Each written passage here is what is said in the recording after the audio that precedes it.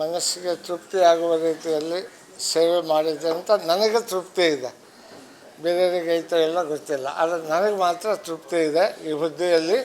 ಅದು ವಿಶೇಷವಾಗಿ ಪಿಟಿಷನ್ ಕಮಿಟಿಯಲ್ಲಿ ಬರ್ತಕ್ಕಂಥ ಬಡವರ ಪರವಾಗಿ ಇರ್ತಕ್ಕಂಥ ಅನೇಕ ಸಮಸ್ಯೆಗಳನ್ನು ಬಗೆಹರಿಸುವಲ್ಲಿ ನಮ್ಮ ಸಮಿತಿಯವರು ನಮ್ಮ ಜೊತೆಗೆ ಇದ್ದುಕೊಂಡು ಪ್ರಾಮಾಣಿಕ ಪ್ರಯತ್ನವನ್ನು ಮಾಡಿದ್ದೇವೆ. ಅದರಿಂದ ರಾಜ್ಯದಲ್ಲಿ ಅತ್ಯಂತ ಹಳೆಯದಾದಂಥ ಸಮಸ್ಯೆಗಳನ್ನು ಪರಿಹರಿಸಿದ್ದೇವೆ. ಜೊತೆಗೆ ಏನೂ ನನಗೆ ಗೊತ್ತಿಲ್ಲ, ಇಲ್ಲಿ ಸ್ಪೀಕರ್ ಆದಂಥವರು ಮಂತ್ರಿಗಳಾದರು. ಅನಿವಾರ್ಯವಾಗಿ ನಾನು ಅಂದಿನಿಂದ ಇಲ್ಲಿಯವರೆಗೂ ಕೂಡ ಸ್ಪೀಕರ್ ಆಗಿಯೂ ಕೆಲಸ ಮಾಡಿದ್ದು ತೃಪ್ತಿ ಇದೆ. ಸ್ಪೀಕರ್ ಹುದ್ದೆ ಭಾಳ ಅತ್ಯಂತ ಗೌರವಾನ್ವಿತವಾದಂಥ ಹುದ್ದೆ.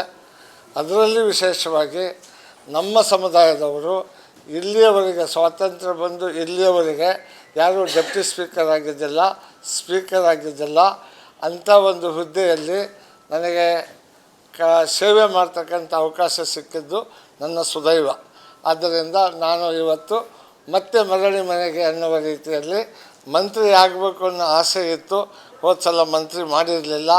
ಮತ್ತು ಸನ್ಮಾನ್ಯ ಹಿಂದಿನ ಮುಖ್ಯಮಂತ್ರಿಗಳಾದಂಥ ಸಿದ್ದರಾಮಯ್ಯ ಸಾಹೇಬರು, ಈಗಿನ ಮುಖ್ಯಮಂತ್ರಿಗಳು, ಹಿಂದಿನ DCM ಆಗಿರ್ತಕ್ಕಂಥ DK ಶಿವಕುಮಾರ್ ಅವರು ಮತ್ತು ಸುರ್ಜೇವಾಲಾ ಸಾಹೇಬರು ಮತ್ತು ನಮ್ಮ ಪಕ್ಷದ ಅಧ್ಯಕ್ಷರಾದಂಥ ರಾಷ್ಟ್ರೀಯ ಅಧ್ಯಕ್ಷರಾದಂಥ ಖರ್ಗೆ ಸಾಹೇಬರು, ವೇಣುಗೋಪಾಲ್ ಸಾಹೇಬರು ಎಲ್ಲರೂ ಸೇರಿ ಮುಂದಿನ ಸಲ ನಿನಗೆ ಮಂತ್ರಿ ಮಾಡ್ತೇವೆ, ಅದರಿಂದ ನೀವು ಡೆಪ್ಟಿ ಸ್ಪೀಕರ್ ಆಗಬೇಕು ಅಂತ ಹೇಳಿದರು.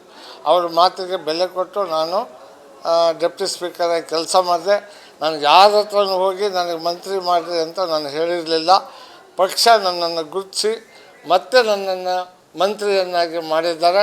ಆದ್ದರಿಂದ ನಾನು ಪಕ್ಷಕ್ಕೆ ಋಣಿಯಾಗಿದ್ದೇನೆ, ನಮ್ಮ ಹೈಕಮಾಂಡಿನ ತೀರ್ಮಾನಕ್ಕೆ ಬದ್ಧನಾಗಿದ್ದೇನೆ ಎನ್ನುವುದನ್ನು ಈ ಸಂದರ್ಭದಲ್ಲಿ ಹೇಳಿ ಇವತ್ತು ನಾನು ಸ್ಪೀಕರ್ ಸ್ಥಾನಕ್ಕೆ ರಾಜೀನಾಮೆ ಕೊಟ್ಟಿದ್ದೇನೆ.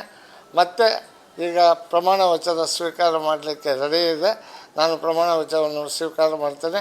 ಅದಕ್ಕೆ ಮಾಧ್ಯಮದ ಎಲ್ಲ ಮಿತ್ರರಿಗೂ ಕೂಡ ನನಗೆ ಬಹಳ ಸಹಕಾರ ಕೊಟ್ಟಿದ್ದಕ್ಕೆ ಸರ್ಕಾರದ ಪರವಾಗಿ ನಿಮಗೆ ಅಭಿನಂದನೆಗಳನ್ನು ಸಲ್ಲಿಸ್ತೇನೆ. ಈಗ ರಾಜೀನಾಮೆ ಯಶವಂತ ರಾಯಗೌಡರು ರಾಜೀನಾಮೆ ಕೊಟ್ಟರು, ಅದನ್ನು ಅಂಗೀಕಾರ ಮಾಡಿದ್ರೆ ಅಥವಾ ರಿಜೆಕ್ಟ್ ಮಾಡಿದ್ರೆ?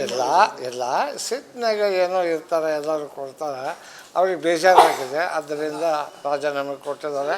ಸನ್ಮಾನ್ಯ ಮುಖ್ಯಮಂತ್ರಿಗಳ ಜೊತೆಗೂ ನಾನು ಮಾತಾಡಿದ್ದೇನೆ, ಅದನ್ನು ಎಕ್ಸೆಪ್ಟ್ ಮಾಡಬೇಡ್ರಿ ಅಂತ ಹೇಳಿದ್ದಾರೆ.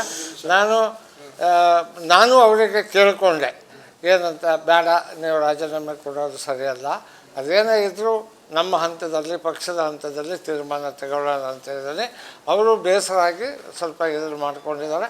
ಆದ್ದರಿಂದ ಅವ್ರು ಮನವೊಲಿಸಿ ಮತ್ತೆ ಅದನ್ನು ಸರಿ ಮಾಡ್ತಕ್ಕಂಥ ಕೆಲಸವನ್ನು ನಾವು ಮಾಡ್ತೀವಿ. ಈಗ ಇನ್ನೂ ಸ್ವಲ್ಪ ಜನ ರಾಜೀನಾಮೆ ಕೊಡ್ತೀವಿ ಅಂತ ಹೇಳ್ತಿದ್ದಾರೆ. ಈಗ BR ಪಾಟೀಲ್ ಇರ್ಬೋದು, TB ಜಯಚಂದ್ರ ಇರ್ಬೋದು, ಕೃಷ್ಣಪ್ಪ ಇರ್ಬೋದು, ಅವರು ರಾಜೀನಾಮೆ ಕೊಡ್ತೀವಿ ಅಂತ ಹೇಳ್ತಿದ್ದಾರೆ. ಒಂದು ವೇಳೆ ಅವರು ರಾಜೀನಾಮೆ ಕೊಟ್ಟರೆ ಕಾರ್ಯದರ್ಶಿರು ಅಂಗೀಕಾರ ಮಾಡ್ಕೊಳ್ಳೋದು ಫರ್ದರ್ ಪ್ರೊಸೆಸ್ ಮಾಡ್ಬೋದಾ? ಇಲ್ಲ, ಈಗ ನಾವು ಅವಕಾಶ ಇದೆ, ಅವಕಾಶ ಇದೆ. ರಾಜೀನಾಮೆ ಕೊಟ್ಟ ಮೇಲೆ ಸ್ವೀಕಾರ ಮಾಡಲಿಕ್ಕೆ ಅವಕಾಶ ಇದೆ. ಆದ್ದರಿಂದ ಅದನ್ನು ನಾವೆಲ್ಲ ನಮ್ಮ ಹಂತದಲ್ಲಿ ಬಗೆಹರಿಸ್ತಾರೆ. ಅದೇ ತೊಂದರೆ